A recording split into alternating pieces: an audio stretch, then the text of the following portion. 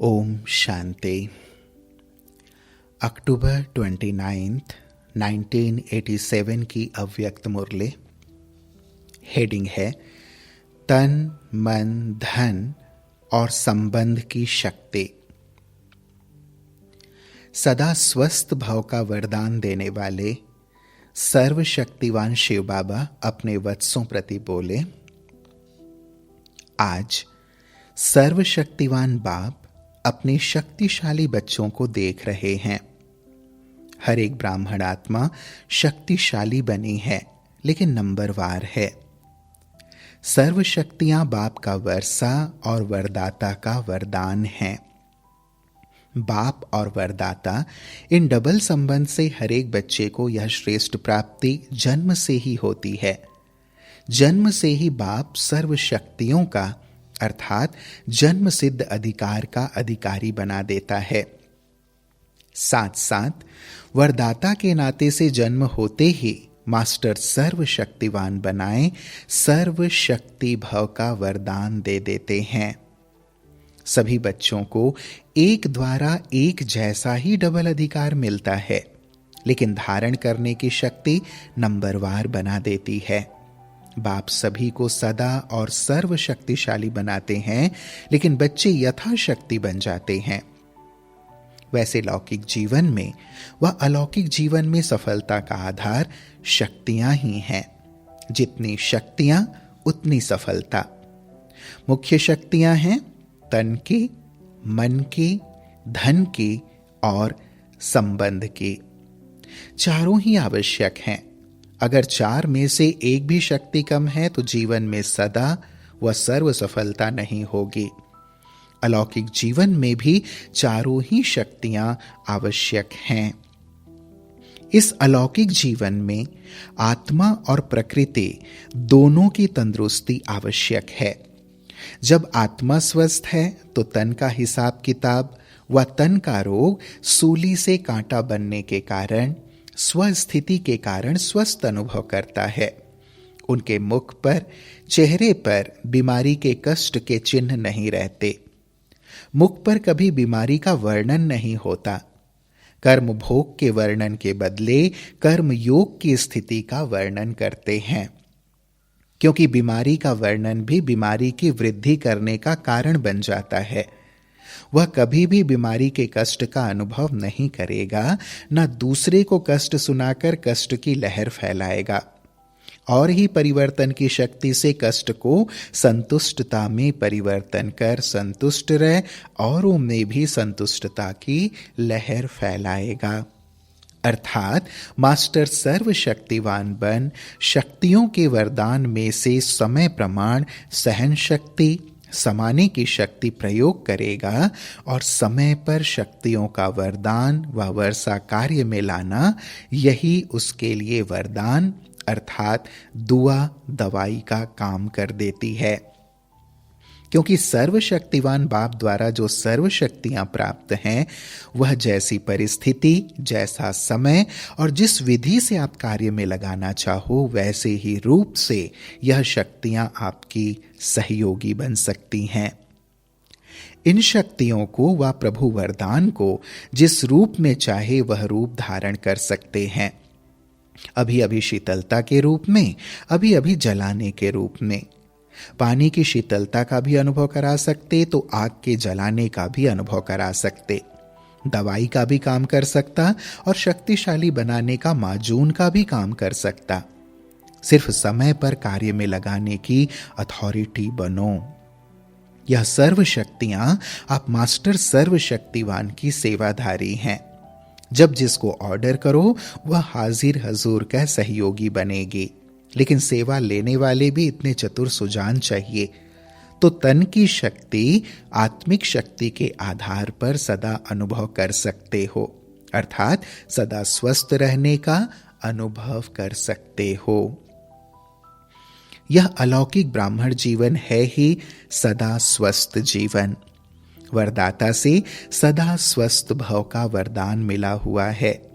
बाप दादा देखते हैं कि प्राप्त हुए वरदानों को कई बच्चे समय पर कार्य में लगाकर लाभ नहीं ले सकते हैं। व यह कहें कि शक्तियों अर्थात सेवाधारियों से अपनी विशालता और विशाल बुद्धि द्वारा सेवा नहीं ले पाते हैं। मास्टर सर्वशक्तिवान, यह स्थिति कोई कम नहीं है, यह श्रेष्ठ स्थिति भी है, साथ साथ डायरेक्ट परमात्मा द्वारा परम टाइटल भी है। टाइटल का नशा कितना रखते हैं, टाइटल कितने कार्य सफल कर देता है, तो यह परमात्मा टाइटल है, इसमें कितनी खुशी और शक्ति भरी हुई है। अगर इसी एक टाइटल की स्थिति रूपी सीट पर सेट रहो तो यह सर्व शक्तियां सेवा के लिए सदा हाजिर अनुभव होंगी, आपके ऑर्डर के इंतजार में होंगे। तो वरदान को व वर्षे को कार्य में लगाओ। अगर मास्टर सर्वशक्तिवान के स्वमान में स्थित नहीं होते तो शक्तियों को ऑर्डर में चलाने के बजाय बार बार बाप को अर्जी डालते रहते कि यह शक्ति दे दो, यह हमारा कार्य करा दो, यह हो जाए, ऐसा हो जाए। तो अर्जी डालने वाले कभी भी सदा राजी नहीं रह सकते हैं। एक बात पूरी होगी, दूसरी शुरू हो जाएगी। इसलिए मालिक बन, योग युक्त बन, युक्ति युक्त सेवाधारियों से लो सेवा, तो सदा स्वस्थ का स्वतः ही अनुभव करेंगे।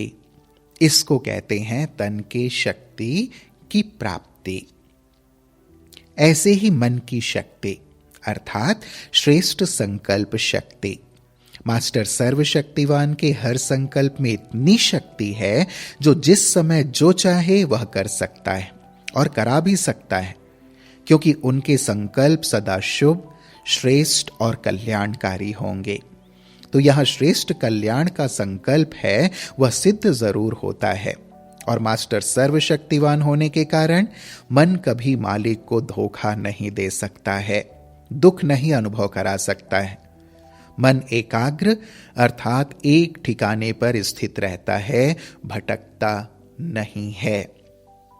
जहां चाहो जब चाहो मन को वहां स्थित कर सकते हो, कभी मन उदास नहीं हो सकता है। यह है मन की शक्ति जो अलौकिक जीवन में वर्षे व वरदान में प्राप्त है।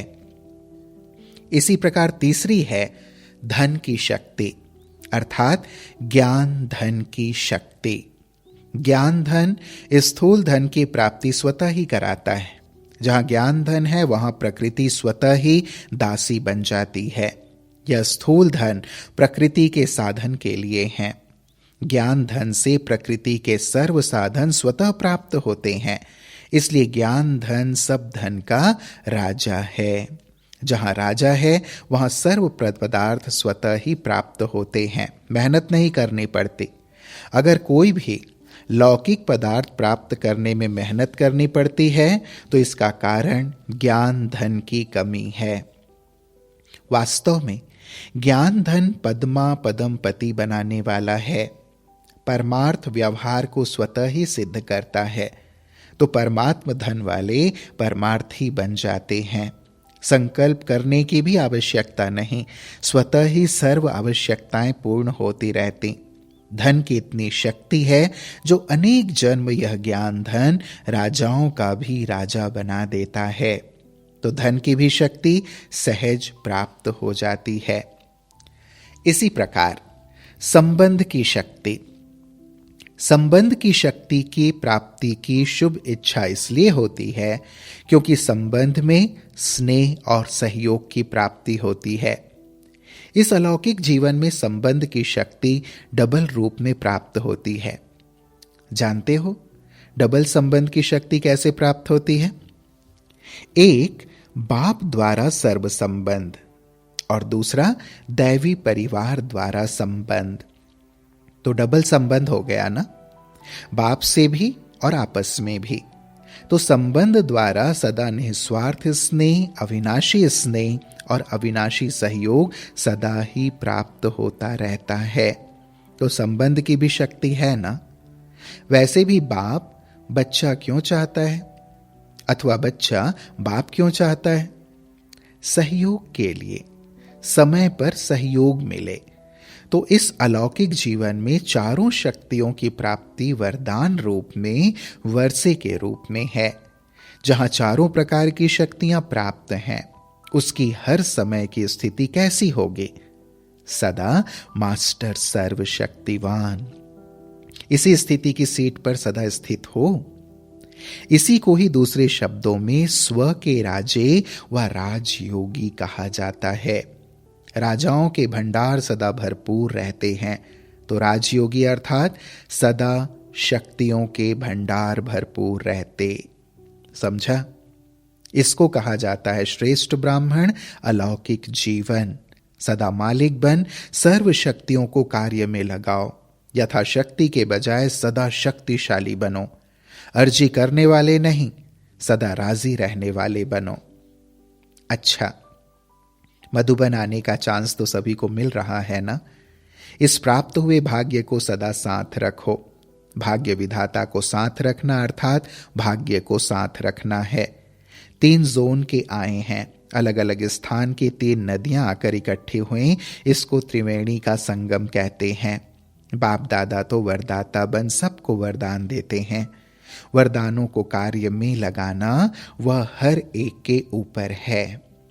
अच्छा, चारों ओर के सर्व वर्षे और वरदानों के अधिकारी श्रेष्ठ आत्माओं को, सर्व मास्टर सर्वशक्तिवान श्रेष्ठ आत्माओं को, सर्व सदा संतुष्टता की लहर फैलाने वाले संतुष्ट आत्माओं को, सदा परमार्थ द्वारा व्यवहार में सिद्धि प्राप्त करने वाली महान आत्माओं को बाप दादा का स्नेह और शक्ति संपन्न याद प्यार और नमस्ते।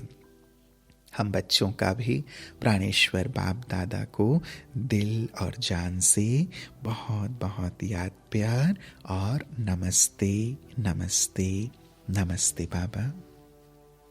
ओम शांति।